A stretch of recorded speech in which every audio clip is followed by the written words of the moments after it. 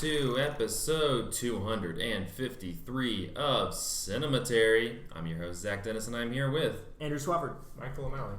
And in today's episode, we will be briefly talking about movies that we saw this week in part one, and then we will jump over to part two, where we will have a recording of our live podcast, which was recorded on Wednesday, if you're listening to this on a Friday, of 1925's Battleship Potemkin. We did it at Central Cinema in Knoxville. It's part of our Young Critics Watch Old Movies series. And we were joined on the panel by myself, Andrew, Michael, as well as William Wright, who did the score, a live score for the presentation, as well as Kelly Robinson, who is the curator of the silent series for Central Cinema. So please stick around for that. But we had a couple movies that we wanted to talk about before we jump into that. And that includes the big release for this past week, which is Toy Story 4. Yep. Andrew and I caught it this week. This one is directed by Josh Cooley because John Lasseter could not keep his hands to himself. And there's a lot of writers on this movie because he couldn't, get along with the original writers for this movie. There's a lot of issues with him. Do you know much about the production history of this thing? So initially, Rashida Jones and Will McCormack, I think, who's her writing partner, they were brought in to write a treatment for the fourth movie. Okay. And then when the Lasseter stuff happened, a part of that was that he really clashed with what they were doing, and they didn't agree with the way he was going about handling just working. Mm-hmm. And so that was some of the background stuff. And so then Andrew Stanton and Pete Docter and Lee Unkrich had to come in and they're the Pixar heads, and they kind of came in and fixed things, and Josh Cooley took over as director. So I've not seen it. I was supposed to, but I didn't. What's that timeline? Like, do they fix it under Lasseter's orders, or are they fixing it in the aftermath of Lasseter leaving? They're fixing it in the aftermath of him leaving because he gets ousted, but they're still we got to bring this movie. Well, out. So why do they need to fix it if he's gone and he was the one having problems with the direction? Because I think that Rashida Jones and Will McCormack had left, and they were just we're washing our hands of this. We don't, Okay, fair. So they have story credits, but the screenplay credit is to Andrew Stanton and those guys. Yikes! So that's a whole history behind it. But this one picks up. I kind of view it. We can talk about this maybe, but you have the trilogy. This kind of works as almost like an epilogue of this Toy Story trilogy. Yeah. We can talk a little bit about should it be made and all that stuff later. But this one, you pick up with Bonnie, who was the new owner of Woody and the gang. That's who Andy left them with at the end of Toy Story 3. They're kind of living their life with her. She's about to start kindergarten, and when she goes to her kindergarten orientation, she creates this new Frankenstein monster, anthropomorphic spork named Forky, who's voiced by Tony Hale of Arrested Development and Veep fame.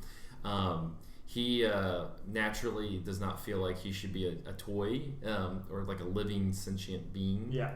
And so Woody pretty much is tasked with keeping an eye on Forky and making sure he is still... he doesn't commit suicide. He doesn't commit. There's a long-running suicide gag. A lot of gags about suicide. There's a lot, because that's what you look for in your kids' movies. Consciousness is a burden. I'll give it that. But pretty much the story is Forky gets lost. Woody is we have to get this back to Bonnie because Bonnie, deeply cares about this thing that kind of got her through the first day of kindergarten while they're on this family trip. And so while they're on this family trip, Forky gets lost at this antique store. At the antique store, Woody realizes that Bo Peep, who is a character who was in the first two Toy Stories, but kind of left off in the third one, is actually there. She is kind of this renegade toy foster person. And the rest of the movie is Woody, Bo Peep, and her little gang of characters, who I'm sure we'll get to, trying to save Forky from Gabby Gabby, which is this doll that's looking for a home at the antique store, as well as Woody trying to figure out if he wants to go back and be Bonnie's toy and kind of live the life that he's been living, or join this kind of renegade ragtag group of Bo Peep's foster people. There's a lot going on. Andrew, what did you make of Toy Story 4? I guess a little bit. You can also preface with a little bit of your history of the feelings toward the franchise. I mean, I think my feelings for the franchise are consistent with most people's feelings toward the franchise. I think it's pretty perfect top to bottom, 1, 2, and 3. There were also movies that I grew up with, and the characters' ages were always reflecting my age. Like I saw Toy Story 3 the summer I was going off to college, so I'm very much the target audience for those movies, and they worked for me. The first Toy Story was the first film I saw in the theater. So I feel a good connection to the Toy Story franchise. In terms of this one, I laughed. I thought it was entertaining. I thought it was funny. There were a couple really big laugh moments that mostly come from new characters they've added. The characters played by Key and Peele are both hysterical. And then Forky is really funny in the first act of the film, though he gets sidelined really early. He does. And the movie stops being about Forky. Which you kind of think it's going to be about him, at least like. It seems like it's going to be this this exploration of what consciousness is, and then we just like table that question. Yeah. Because let's sidebar real quickly. Yeah.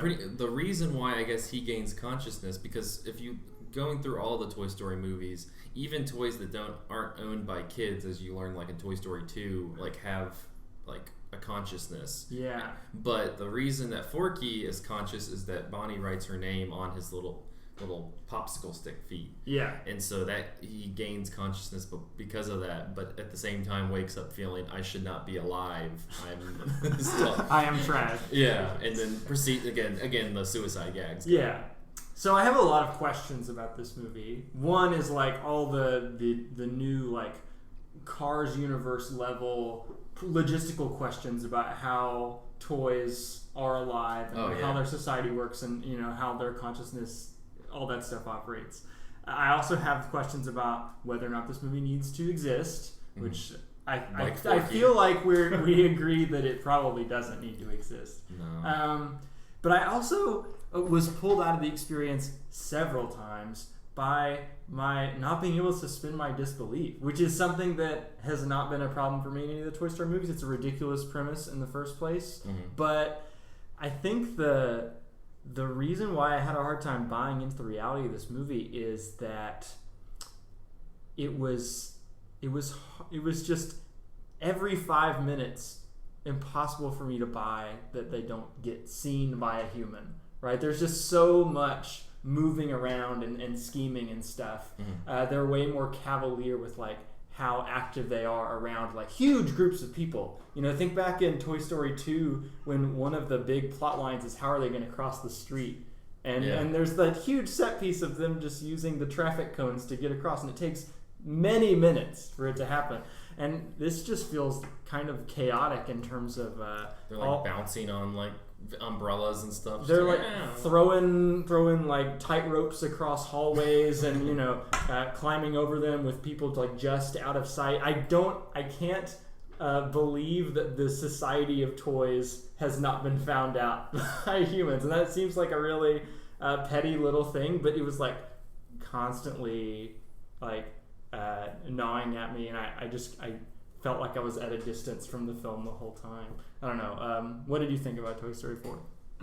I enjoyed it. I agree. I don't think it needed to be made, but again, I know a lot of people are talking about like, does it tarnish the ones that the franchise or whatever? And I'm like, no. I view those as like a trilogy, and this is kind of an epilogue. It's kind of a postscript to what's happening. And no, it didn't need to be made, and it kind of feels more like a almost like some sort of side adventure that probably could have been encapsulated in like a short. Because they did all like the Toy Story of Terror and stuff. That kind of stuff. Yeah, and so I don't know as a full movie if it needed to happen.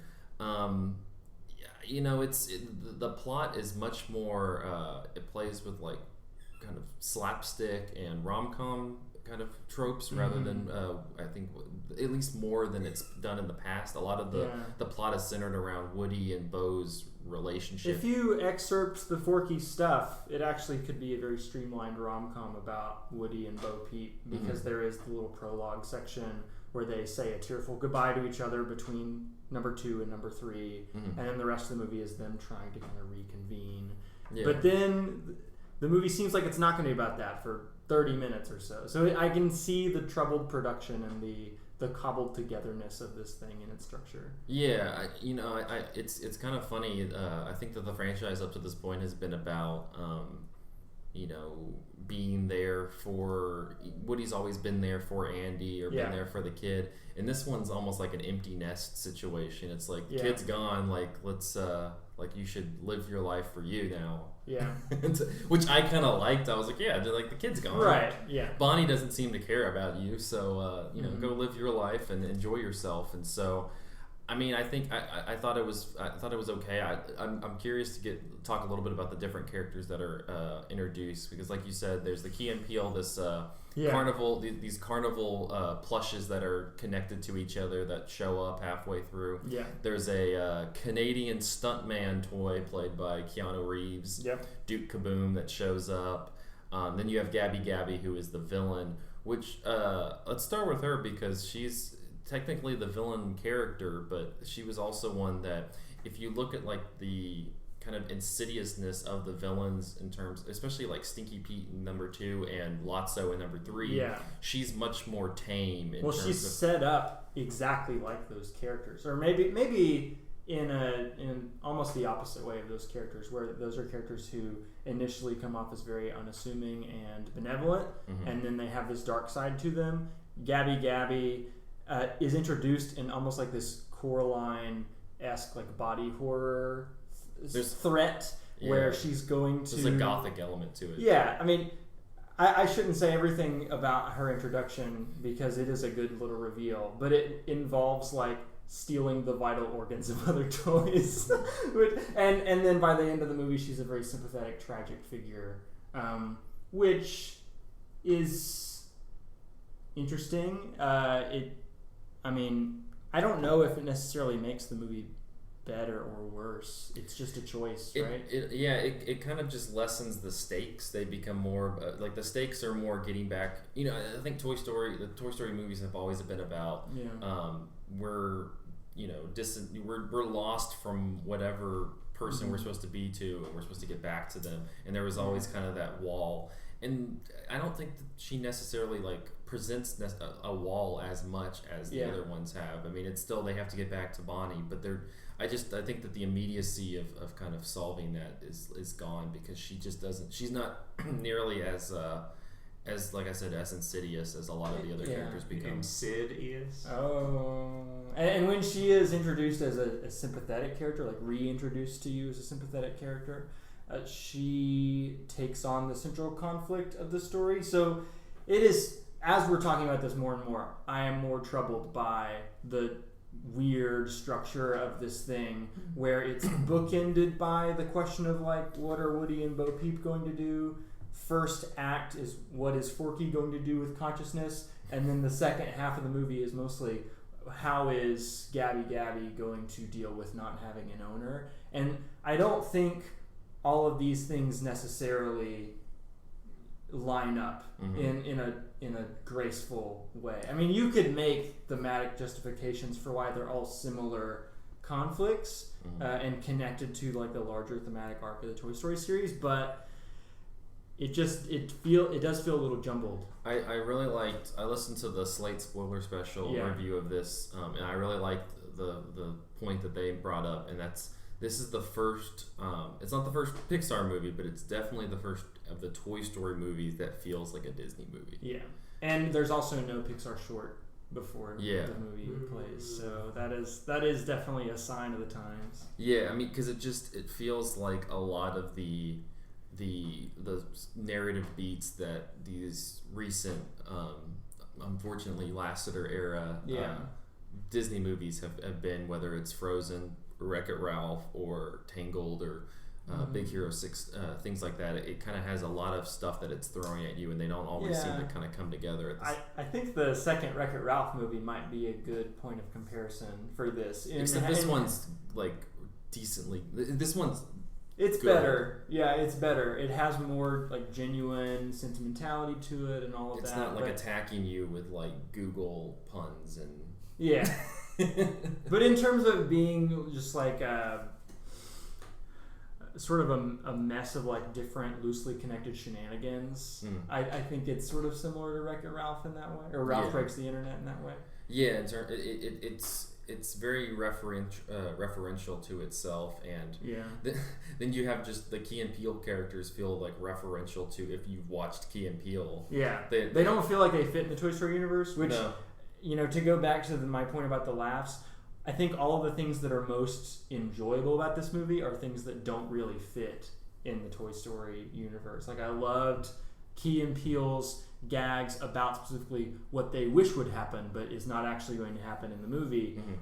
Like those are things that can't happen in a Toy Story movie. These are characters who don't quite fit in the Toy Story series. And then like there's also the Duke Kaboom character who's very funny, but he doesn't really belong in the screenplay anywhere. And then Forky is great, like such a great idea for a character, such funny execution, great performance by Tony Hale, but it ultimately feels like it doesn't quite mesh with the movie around it. Well, he's right? like you said, he's sidelined so quickly. Yeah. Like after the first, once he is trapped by Gabby in the antique store, he's pretty much sidelined to like the.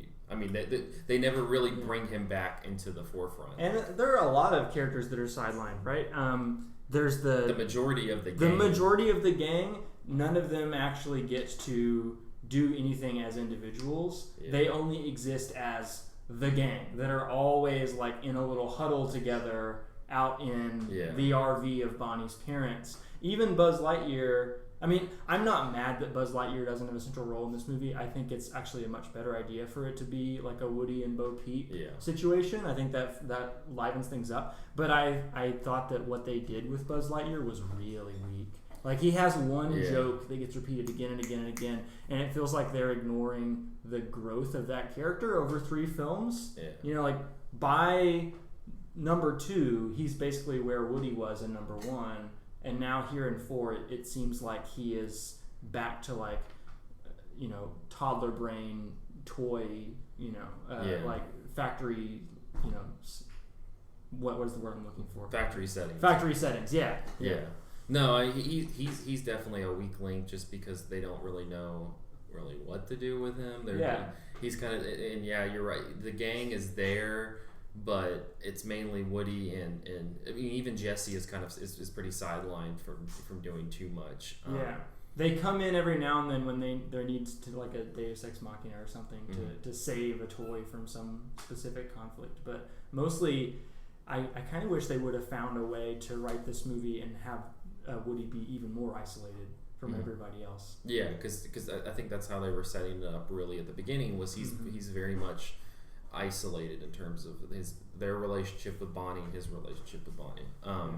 But yeah, I think it's fine, but I don't think it needed to be made. But since it is made, it's okay. Yeah, I think it should not. It doesn't have to jump in the trash so much like Forky does. I think that I also like the Slate spoiler special, and somebody on that podcast put it very well. I'm like, if I could go back in time and kill baby Toy Story 4, I would. Even though I had a good time with it, I like the idea of the series better if it's just those first 3 films. Yeah, and hopefully, judging from the I guess the box office. I mean, it's not bad, but it's like it's very much below the other expectations. Which I think the lesson in terms of Hollywood blockbusters this summer should be: hey, let's pump the brakes on just inundating you with, rebooted or restructured franchises because people aren't feeling them. Well, I saw somebody on Twitter, I don't remember who, I'm sorry, made a good point about how Avengers Endgame is already like one of the top grossing movies of all time. And that was before the summer rolled around, and it seems like that sort of stole all the thunder of any potential like blockbuster earnings. That's true. Of the summer. People maybe especially went out to since see that. They're re-releasing it this weekend. So are they really? With extra content, they're going for the what?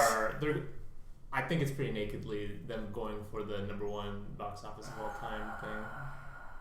There's like a few, right? There's a few added scenes or something. They're adding a. That movie needs no added scenes. They're adding. Well, I think it's more like they're adding like a new like end credit thing and new. It's one of the things people liked about it was that there was no end credit sequence. That it actually felt like a conclusion. It's I don't know. It's going back to the old days of Hollywood where they re-release movies all the time. Yeah. That's how Snow White's one of the biggest movies of all time. It's not because it made a bukus originally. They re-release it every few months. Yeah, so that's what they're doing. It's classicism. Just Yes. view it in that. That's what I think of when I think of the MCU. Yes. Classic Hollywood. Avengers Endgame is right up there with Casablanca and all that. Oh man. But yeah, Toy Story 4. It's fine. It's fine. It's in theaters. I mean, I'd rather you go see that than even turn on Ralph Breaks the Internet on Netflix, because that's a load of garbage. Yeah. That's my take. That does belong in the trash. It's but, like, it has no sentience. Michael, what did you watch? I didn't watch Toy Story 4. Let's talk about Bull Durham, because I watched that. It's not as hot off the presses as Toy Story 4. Bull Durham is a movie that came out. I don't have my computer in front of me, but it was in 1988, 87. It's you guys know this movie. It's a classic baseball movie, and I watched it because one of my habits is putting a lot of movies on my Netflix queue and then not watching them until I see notifications that they're going to be taken off of Netflix, and then watching a whole bunch of movies that I only halfway wanted to watch to begin with. So I kind of went into Bull Durham as like, oh, this is kind of like an iconic movie. I guess in some way it would be useful to have watched it, and expecting something like Field of Dreams, which is I feel like a solidly mediocre movie with like some kind of memorable elements of it. And I mean, it feels a lot the same. You look at the poster and there's like Kevin Costner there, and it looks like a Kevin Costner vehicle about baseball. And I'm like, okay, here we go. I know what this is. But I didn't know what this was, because first of all, it's not a Kevin Costner vehicle. It is it's not an ensemble, but there's three leads who get essentially the same screen time. One is a character by Tim Robbins, who is backing up. Yeah. If you're like me and hadn't really paid attention to this movie other than it's about baseball, so this is a movie that takes place in Durham, North Carolina. The Bulls is the minor league team there, and so it's about this minor league team, and specifically like the kind of inciting incident is Tim Robbins is this kind of hotshot guy, I guess coming from high school or something like that. Up and coming guy with the really great arm, kind of like Nolan Ryan-esque in that he doesn't have a lot of control, but he's really fast. And a little volatile, like as a person as well. Right. So like the first scene you see of him is like this is this fellow's professional debut. Where is he? And he's not there. And all the team's warming up, and you look, and he's like having sex in the clubhouse or whatever. And that's kind of like his character. He doesn't. So is that character, and then Kevin Costner's character, who's a guy who's been in the minor leagues for 10 years, and he's kind of the veteran on his way out. And then the person that I was surprised to see in this movie, because in all my like knowing that this movie existed but nothing else besides basically the posters, is Susan Sarandon's character, who's like a narrator and also like this like baseball philosophy character who just kind of baseball shaman, right, who opens the movie talking about how many religions she's tried out and they never worked, except baseball is her religion. So she has a shrine to baseball, and she has these rituals for baseball, one of which is every baseball season she picks a new player from the I guess the Durham Bulls, although she kind of indicates that she's been to other teams as well, but she picks a new player from the Durham Bulls to sleep with for the season, right? And so there's like this kind of erotic or romantic element in which she picks Tim Robbins' character to be her man of the season, but it's clear that she has a lot more I guess camaraderie with Kevin Costner's character, and so there's this kind of, it's not really a love triangle because there's not a lot of energy spent to like breaking them up or romantic angst, but it's a weird sort of like platonic thing for most of the movie, and I really liked it. It's like really smartly scripted. It's like really quick and funny, and like I don't know, I have sworn off professional sports for a very long time, but I still have kind of an embedded fondness for baseball. And the kind of mythologizing of baseball as like this game of rituals and chants, and the movie totally goes into that. Like there's just a ton in this movie about all the players, like different rituals for like how to get out of a slump or something like that. They keep referring to the show as far as like the major, like getting brought up to the majors go, and there's this kind of almost like a. Don't they use that in Infinite Jest? Yeah, maybe. I mean, Zach, you may know this better, but maybe that's just common parlance for if you're in the semi-amateur or semi-pros going to the pros. When you want to get to the show, that's the major leagues. Yeah. Well, right, but in Infinite Jest it's tennis.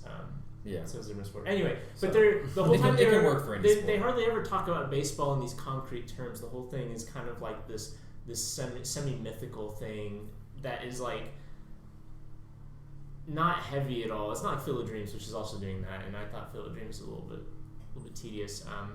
But it's like really sharply funny and kind of like weirdly poignant about baseball in a way that I really like. I don't know, Zach, you said you're a fan of this movie? Yeah, well, the thing that is striking about it in terms of general like kind of comedies of the same ilk, because it is, like you mentioned, it's a kind of a rated R comedy, and compared to a lot of other ones, the characters are very like rounded characters, very adult rounded characters. You know, it's not like they kind of have these shticks or stereotypes like you think of like a lot of, you know, like the Seth Rogen character in like a Judd Apatow movie, and they kind of have those archetypes that they just play over and over again. But the characters in Bull Durham, like, I kind of feel well-rounded, like they feel actually like structured as story characters. Yeah. And I think that kind of adds to the appeal and why you get into it, because you forget that this is some kind of raunchy R-rated comedy, and it becomes more of like a more streamlined story that kind of transcends just being that kind of comedic story. Yeah, I think especially if you compare it to like 80s American comedies in particular, like, you know, if you watch a lot of like, you know, Bill Murray vehicles like Stripes or something like that, like it, you know, those are movies that are very thin as far as like you said, character, but also like the kinds of humor that they're employing. Like there's usually like a few kind of jokes that they riff on, or you know, little set pieces. You know, like Caddyshack has like the Snickers bar in the pool, or there's a Baby Ruth, whatever. But you know, and there's like their little set pieces that are kind of self-contained jokes, and that's it. But this movie's kind of like this whole like interwoven thread of like these three characters and how they encounter the world of baseball, and how their psychology evolves because of their stance toward baseball, and it's somehow a comedy interwoven in that in a way that's really organic and there's very few moments that feel like, okay, here's the joke set piece that's kind of like self-contained. Yeah, that we're like setting up to be kind of like the movie's meme or whatever. Yeah, and so I don't know. I mean, like, I'm sure I'm not breaking new ground by telling people that Bull Durham is good, but it's good, and I was surprised at that. Yeah. You know, as you said, it's not going to be on Netflix anymore. Yeah, beginning of July 1st. So you guys have like, by the time this podcast airs, like 3 days or 4 days. Is it on Criterion Channel? No, not yet, but it is a Criterion release. So, yeah, I don't know. I think it's worth checking out, because like you said, it's less of like the raunchy comedy that you think, and has much more. It's much more rounded than. There's a lot of raunch though. There is, and there's also the token like saxophone scored sex scene that's a bit steamier as well. But it's the 80s, so you have to. It is the 80s.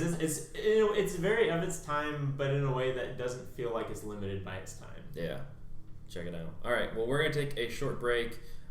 Stick around though. We will be having our recording of the live podcast after Battleship Potemkin after this break.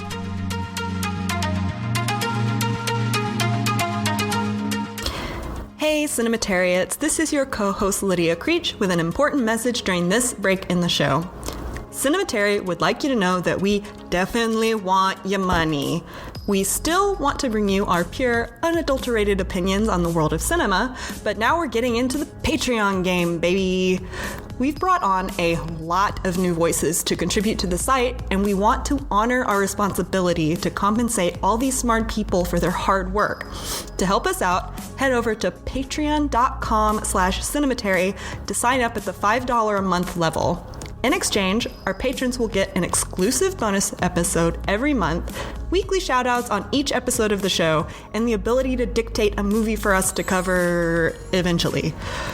If money's tight, we get it. There are still a few things you can do that we would greatly appreciate. First, leave us a 5-star review on iTunes. That's free to help us reach more listeners. Secondly, send us a tweet at Cinematary, or better yet, send an email to Zach@cinematary.com. That's Zach, Z-A-C-H, to let us know your thoughts, and we will read them out and respond to them on future episodes. Finally, please share the show with friends and members of your family who you think would enjoy listening to and participating in our film discussions we put out every week. So, to recap, review, Send us your thoughts through Twitter and email, share with your friends and family, and sign up to be a patron. We would truly appreciate it. Thanks for listening, and now back to the show.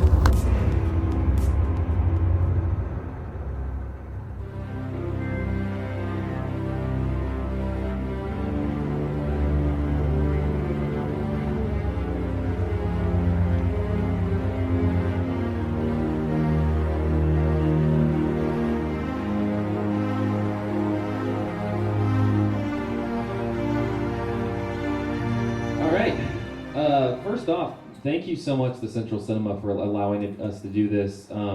It's a Wednesday night. It's a 1920s silent Soviet film, and the fact that you all are here is kind of crazy in its own right. And I'm really glad that Central Cinema allowed us to do this and we weren't forced to watch a movie about young girls being massacred at a slumber party. Yeah, somehow this is not Slumber Party Massacre 3. I thought it was until the movie started, so I really appreciate them letting us do this. Battleship Potemkin, 1925, Sergei Eisenstein. We have here, for the people who are listening at home, I am the Cinematary host, Zach Dennis. I'm here with frequent collaborators, Andrew Swafford and Michael O'Malley, and we are happy to be joined by Kelly Robinson, who introduced the film exceptionally well. Gave a wonderful introduction, really got us excited for this. Kelly, I'm going to start with you, though, because I'm curious. You talked a bit in your introduction about how, most people look at Citizen Kane. I guess now it's Vertigo as kind of the greatest movie of all time, but this is nearly 100 years old. For you personally, what about Battleship Potemkin is effective? What about it, puts it in that realm as one of the greatest of all time? Well, part of it is just the method of filmmaking. I mean, he used an editing style that nobody had ever seen before, but now almost everybody uses. The quick edits. If you've seen a lot of old film, that's not the way they work. They tend to have a more, I don't know film terms very well, but just progressive, straight-on, linear method of telling the story. But he cuts back and forth, montage editing, I guess they call it. And the effect of it is it. I don't even really understand how it's working. It's like magic. When you see so many different bits of things that all come together to form a whole, it's the whole that's what's magical. And everybody copied it. I don't know if you know the film. There's a film from just a year later called Menil-Montant that we screened here. That Pauline Kael called it her favorite film of all time. And it's often praised for using that same style of filmmaking, but he got it from Eisenstein. That's where it came from. It was a new way of cutting a film to provoke a heightened sense of emotion. And that sense of emotion just lasted all these decades. It's still there. Everybody out here who saw it, you felt that. I know you did. Well, Will's not here, and I'm going to compliment him, but I think his score also helped heighten that emotion as well. But yeah, the editing style, that montage style, it just kind of has this propelling movement constantly, and you kind of it's almost like you're getting caught in a stream, and you just are going down the river, and you're just completely all momentum. And so, like, when that sequence starts happening, they start kind of, the mutiny begins.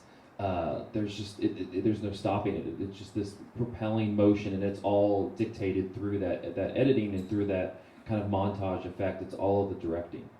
Also, the editing during the Odessa Steppe sequence, he cuts so quickly between these micro moments where you see the baby, where you see the face of the mother, the individual people's faces and their fear and their agony, and it keeps cutting quickly to seeing the whole, pulls back and you see all of the people on the steps, all the people running, but it goes back and forth so quickly that you get a sense of the individual stories, but also the big picture of what's happening, to the point that you realize that every person on those steps has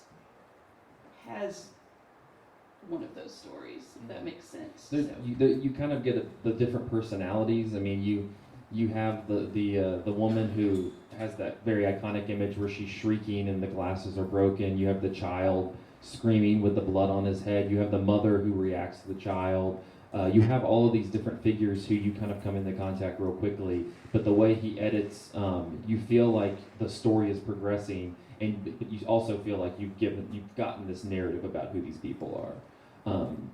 Michael, you were mentioning before we did this that the only other kind of Soviet montage theory film that you had seen was A Man with a Movie Camera. So, kind of thinking about that one and this one, what about the style and this kind of effect?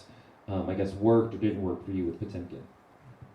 Yeah, I love Man with a Movie Camera. I like Potemkin a lot too, and I think like both of the films using the montage accomplish something similar on like an ideological level. Like you were mentioning like all these different individual pieces coming together as a whole, and the individual pieces are all serving as parts of a whole, and we get the idea of the individual characteristics of these pieces. But what's most important is that they come together into a collective. And for Man with a Movie Camera, that's a portrait of a city. With this, it's a portrait of like a revolution, right? Which is made up of individuals, but is ultimately has its power in the fact that they're collectively working. And so I think that's cool. Like Man with a Movie Camera is not narrative, so you just get it's like basically a documentary of a city. But this one you get like that, like you guys were talking about. The montage is both this narrative push, but also this cumulative thing. Like I believe the only two names we get are like the first title card, right, where it tells us the soldiers. The guy who's a martyr is the only big name you get. Right, and so as well as an officer. Yes, the officer who kills him. Mm-hmm. Right. Yeah, and so like we get the individuals at first, and the whole like opening is kind of like these different pieces of people, and the trajectory of the movie is them coming together, and then it's like this sustained climax once they're all together for like half an hour or something like that, which I think is really effective and moving at times. Yeah, and as somebody who is very new to Eisenstein, I just watched 2 of his movies this week. I'll admit that I struggled with his stuff at first because of the fact that there's basically no characters. Even the characters who get named, you see them for very small amounts of time. They ultimately don't matter all that much compared to the mass. And there's an opening title card that says something like, after the revolution, the individual was dissolved into the masses or something like that. And he is really trying. It's a propaganda film. He's trying to reorient the way that you see the world. We think about history usually in terms of like the great man theory of history, individual heroes and leaders kind of shifting society one direction or the other. But he's only interested in how like people as a movement do that together. At the same time, you do get some like kind of delightful character stuff. I think like the officer who inspects the meat and is like, these are worms, and like using his glasses. Yeah, and I think that like this one of the reasons this film works is that like those individual pieces all like kind of pay off. Both because of the mass of how they come together, but also there's like little individual payoffs like within the montages that I think like there's the Odessa Steps sequence, the narrative thrust is like this mass of people like running down the steps as they're being shot at, but within that like montage you get individual characters who like are established at the beginning of the sequence, and we kind of follow them through, and each of them have a sort of payoff or an arc within that. So the overall ideological push is toward the mass, but I think that the movie doesn't completely lose track of the human element either. Right. There's the woman whose child gets shot. You follow her through a couple of different shots. Zach. Well, I was just gonna kind of moving on. Kind of from that point we talked a little bit about how effective this editing is in terms of this film from 1925, but I think that there are some parallels and some comparisons that we can make in terms of looking at it in a contemporary sense as well. So I'm curious to ask Kelly, as somebody who has studied a lot of silent cinema and was talking a little bit about how this was influential for a lot of other directors. As you look at how Eisenstein uses it in this film, I think that a contemporary audience like us today, it probably kind of, goes over us a little bit just because we're so accustomed to seeing this type of editing because it's so influential now. I guess to just talk a little bit about in silent cinema how this would have been such a breakthrough for these directors who are trying to craft this new medium that was completely new from anything else? I think for people who saw this film for the first time, obviously it was profound. We know that the audience reaction to it was extreme. I mentioned the introduction, people standing up and cheering about the red flag. But just the montage aspect and the editing aspect, as far as how it affected people, it was new. I think it's hard for us to understand how new when in a post MTV era when quick edits are a big thing. But that style of editing was almost difficult for early audiences. They didn't see it the same way we see it because we're used to it. And I've heard about how in early film, audiences had some difficulty grasping even time jumps. We're used to watching shows or films where something, there's a scene and then there's a second scene and we recognize instantly because we're used to it that now they're showing us something that happened before. This is the past. But they used to, in early film, if they wanted to do that, it confused people. Mm-hmm. That's why in old films they showed a clock moving or a newspaper. They had to because people got confused. They weren't used to it. So obviously people understood this film. I don't know if they necessarily understood why they understood it, if that makes sense. No, that's part of the montage. They get a feel from it, but they maybe didn't necessarily understand why all these things are jumping around. But that's a perfect point to make, and I think that's something that we discover on this podcast as we do this series. Is you go back and watch these films, especially the first half of the series where we're working, pre-1930. It's kind of difficult to assess the movie just because these are techniques that we see all the time. You see, a degree of this style of editing from, in something like Avengers Endgame, which is the complete parallel of what this is. But it's a technique that you're used to kind of seeing, and so I think it's just you don't really know how to make sense of the revolutionary quality of it as you're watching it today. It was highly experimental Mm-hmm. in its time. Yeah. The other thing that I think that a lot of people, with this film, and we've mentioned a little bit, is the kind of propaganda angle. This was a part of a larger kind of look back at this period of time in Russia, and this was something that Eisenstein was working on. As a piece of propaganda, how did you all respond to that? I mean, I in the interview I did with Luca for the Patreon episode, I was kind of like, I asked him about how his students today reacted to it, because I'm just imagining a film of this political caliber being in theaters today. But as a work of propaganda, how did you respond to that? Did you get kind of swept up in that narrative, or were you a little bit more skeptical? I mean, I get swept up in it. I think the movie doesn't really. I know a little bit about Russian history, but I don't know enough to know quote unquote both sides of the story here.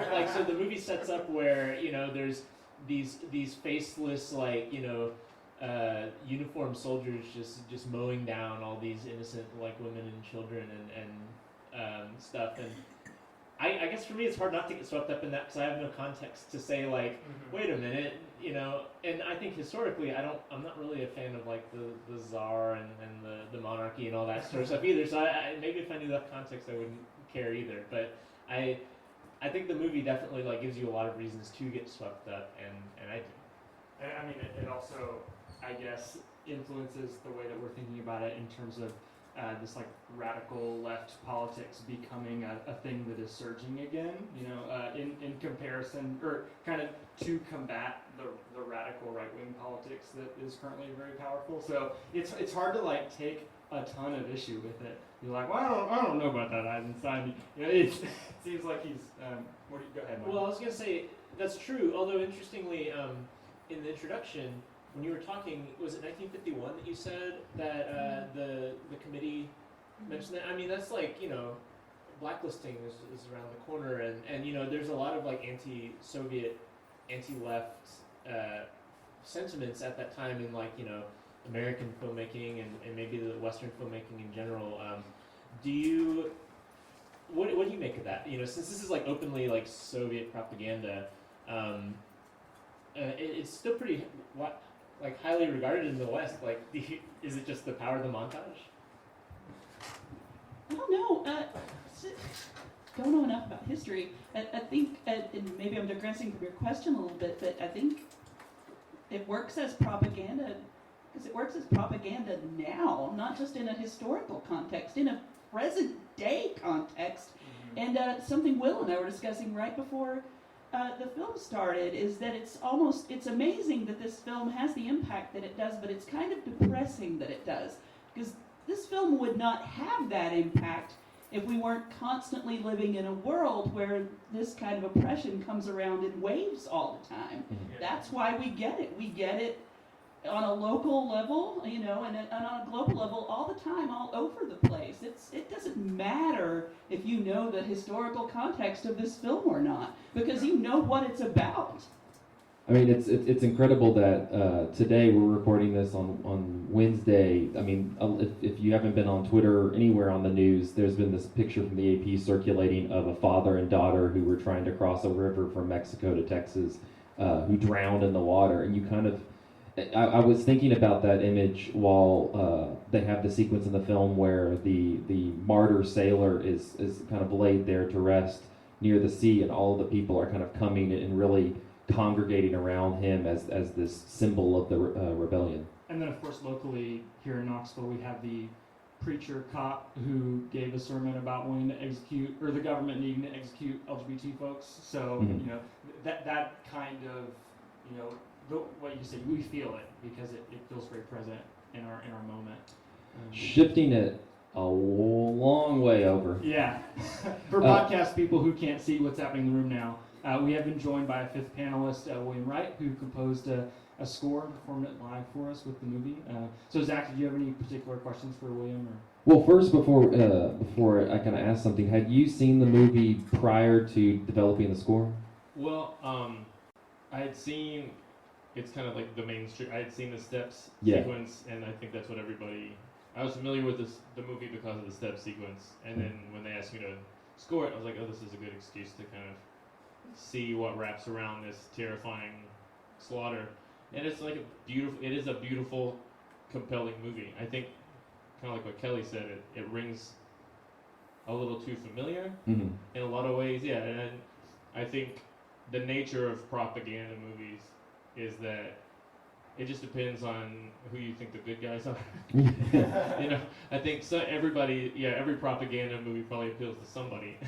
And so this one appeals to us because it feels like, everyone loves the Jedis. Unless you grew up in the, like, my dad worked on the Death Star as a janitor.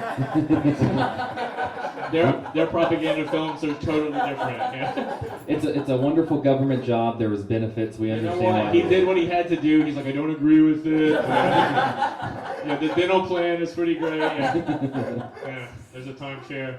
Well, the score that you all performed, it just kind of it seems like most of the time you're kind of ruminating under the surface, and then it had those moments, like the mutiny and the Odessa steps, and require you to kind of emerge. I mean, what was kind of the process that in terms of establishing the tone of the film that you wanted to set? Well, with this one, last time I was here, we did the Cabinet of Dr. Caligari, and with that one we had a really tight, focused roadmap for what we wanted to do.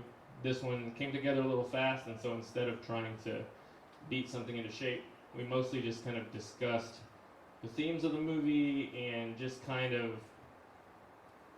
it was a lot more ambient in the plan, I guess. And so we had a few little themes that we developed, but otherwise we kind of I'm lucky to have people to play with that I can trust to kind of feel their way through something like this with me. And I really kind of wanted the movie to kind of drag us through it, because it is such, and that's the nature of the great silent films. I think the narrative and the acting has to be compelling enough to pull you through it, Mm-hmm. you know. And so, yeah, the process was more about the movie and less about hard musical ideas. Yeah, well, at the beginning of the chat, we were talking about how it's about finding these individuals within the masses, and I felt like you all did a great job of kind of providing voices, whether it was the guitar, whether it was the violin, whether it was the variety of things that you were playing. It seemed like you were able to kind of give voices along the way in order to kind of, again, add that emotion, add that passion to the scene that was on screen. Yeah, I think this movie is so, again, like I guess we've all talked about together and individually by now, the brilliance of this movie, considering its age especially, and it pulls you into the, you know, a full, you know, just a face on a screen, Mm-hmm. all the way back to what feels like an entire ocean, you know, but everything seems to kind of fit together. And I don't know, yeah, to me the musical ideas that kind of came out felt so natural, you know, Mm-hmm. and the personalities that they kind of weave into this narrative, even though you don't, you know, we have no idea anything about the people that we experience the Odessa Steps with, Yeah. but we feel it with them, you know. And I think that's part of the brilliance of the movie, is that it injects so much humanity into the big, you know, the big group, you know. And I Yeah. guess that's kind of what's compelling about it. Any Revolution films, or you know.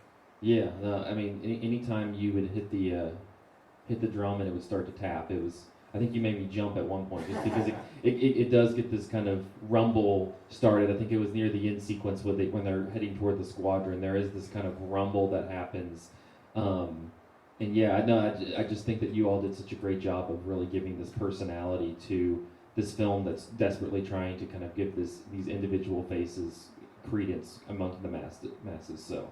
I appreciate that. It's hard. Live scoring, especially live scoring with any kind of improv element, it's difficult because there are people that are seeing this film for the first time, and you know, to know that the squadron is going to let them go. So you know, like you don't want to telegraph it, and so it's difficult to be in the moment and not telegraph what's about to happen. And so, yeah, I feel like this movie in particular makes that very difficult, because there are these, you know, even as early as Act 2, I'm already, you know, my brain already wants to start to build to the steps, you know, Yeah. you have to, like, let the movie drive it. You know? Yeah. I want to ask one more question for the group, and then we can kind of head into some Q&A with the audience. But we talked a bit with Kelly before that this is a movie that has always been kind of in the top, you know, 15 to 10 range of greatest movies of all time. And I think it's a question that we always ask ourselves as we're going through this series of the canonical films of history. You know, is this a film that in 2019 we should continue to take from and learn from and use as something that we should, you know, develop ideas from? So I guess for the group, do you feel that way? Is Battleship Potemkin still a film that needs to be studied for fans of cinema? I would say so for sure. On a just a general perspective, I feel like it's important to see actually way more of the historical propaganda films in order to understand, you know,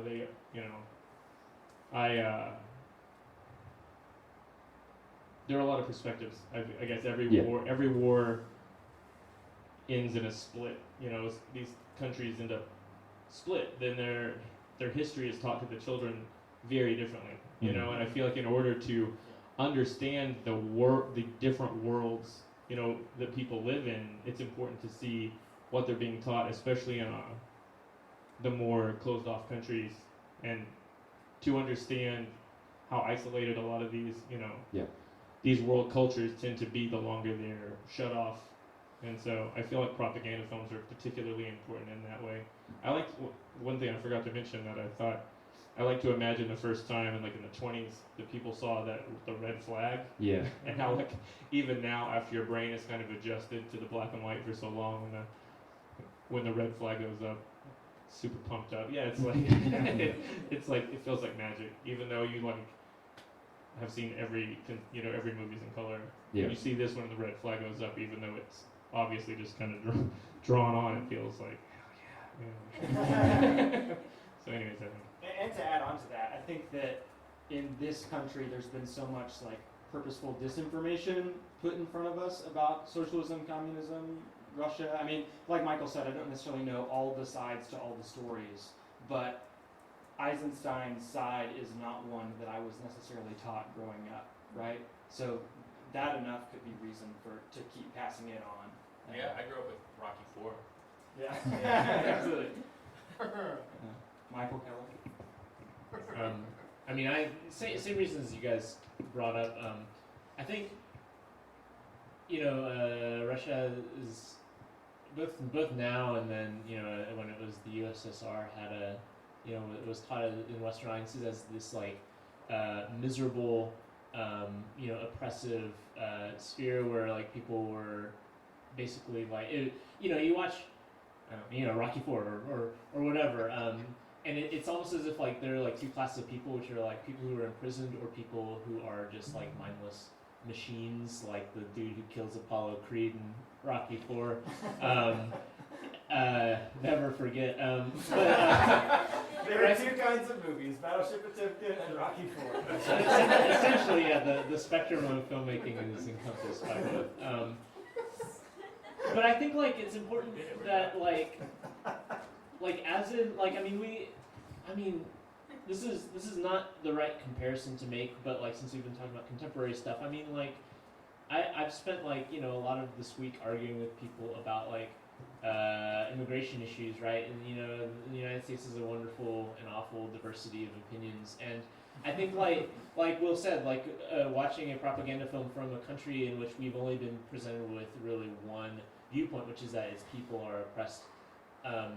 It's really interesting to see that like the perspective of like why people why this government exists in the first place, that we're taught as oppressive, because I think it's really interesting just to have that and useful too, because not everyone's oppressed. If literally everyone was, the country wouldn't function. And so like there in a country of millions of people, the diversity of viewpoints is like you said. Yeah, one example that I would recommend just for perspective is Vietnamese war movies shot from the perspective of the North, which are entirely different. Everything that we know about that conflict is from our side of it. And there is a whole cinema of war films that are all like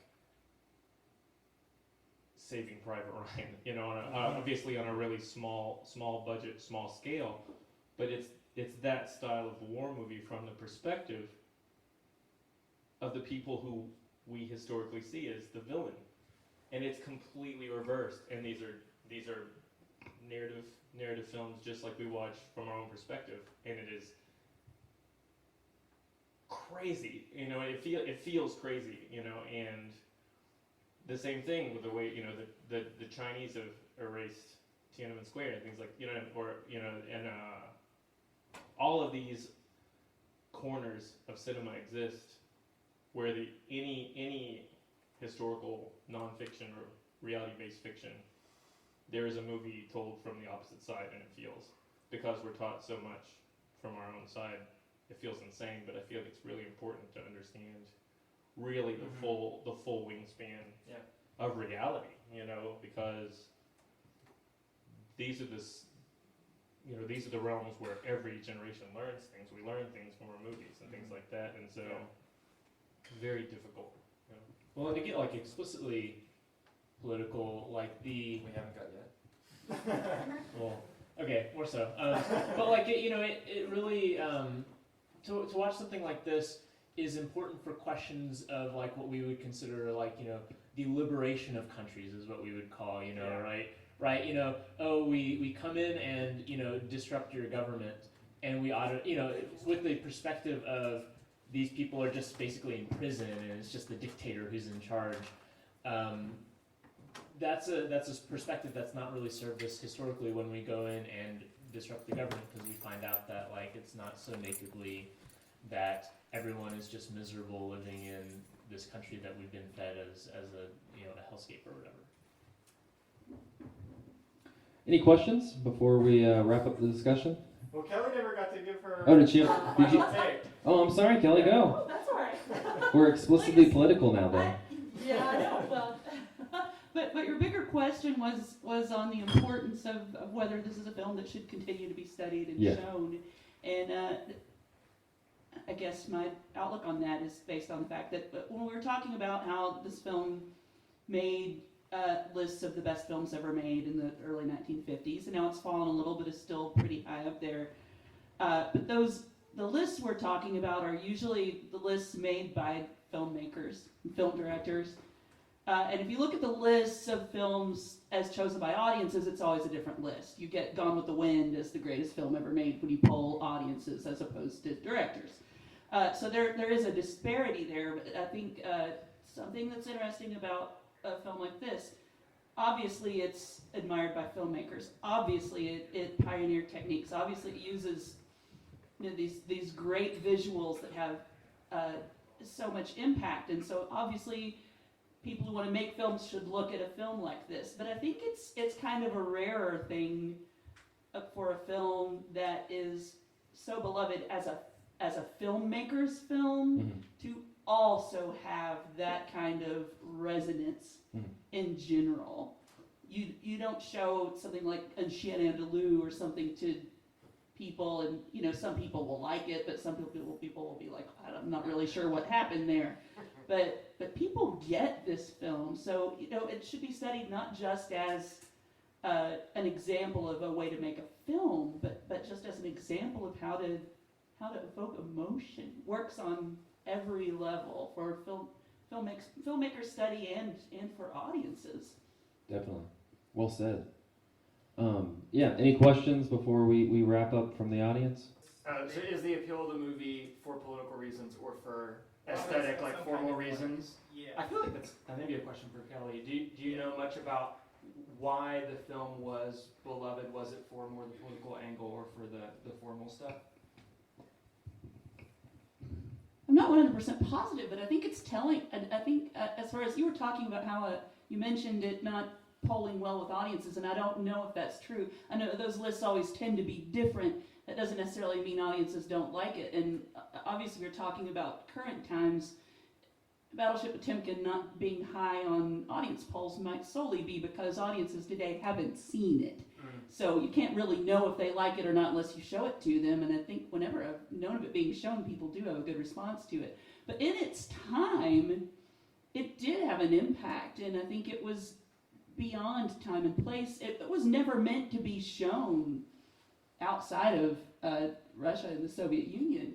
Yeah. And they didn't even think that it ever would be. And if you read about it, it started being shown internationally, and they're actually surprised that people in other countries really, really liked this film. It had a bigger success internationally, I think, than it did in its own place. And it's kind of like the way we're talking about it today. I don't think that necessarily was because of their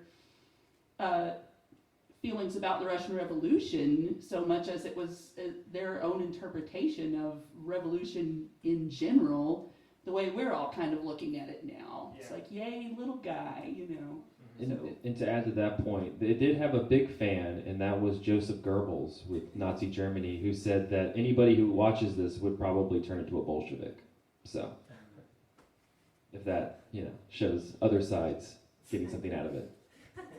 It might be worth turning the question back. So, we've been talking about propaganda films as films of the Vietnamese or films of the Russians or whatever. But America has its own propaganda films. You mentioned Gone with the Wind, which is pretty explicitly Southern, Confederate revivalist, etc. And I think we might ask the same questions of our own films like that. Does Gone with the Wind pull well for aesthetic reasons, or because people are behind its politics? Is a film like I'm trying to think. People try to make the argument about Birth of a Nation. Yeah, right? Birth of a The reason why you need to watch Birth of a Nation is because it invented cross-cutting or whatever, even though it totally didn't invent cross-cutting. But let's say for the hypothetical, let's say that there is a highly aesthetically influential film that also has a particular ideology, and I think that films like that are interesting and worth looking at to see how formal qualities work to push an audience's perspective one way or another. There are, I know this is a hotly debated topic, but there are a lot of supporters of teaching and watching Triumph of the Will, the Nazi documentary film, to look at how the formal qualities of that movie are fascist in their design, and just looking at how the movie is made somehow gets you into that mindset. I wish to be led by this, great violent leader. I think that in the case of that or Birth of a Nation, it's at least worth picking through the theory of. Whether or not you're going to use it to, push those values is another question. All right. Okay. Well, I would like to thank you guys again for sticking around. Feel free to come and share your thoughts if you'd like to after the movie. We'd love to hear them. And again, cinematary.com. Check out the podcast. Kelly, thank you so much for sticking around with us. Thank you to Will, who had to rush out. And Andrew and Michael, as always, thank you guys. Have a nice night. Thank you.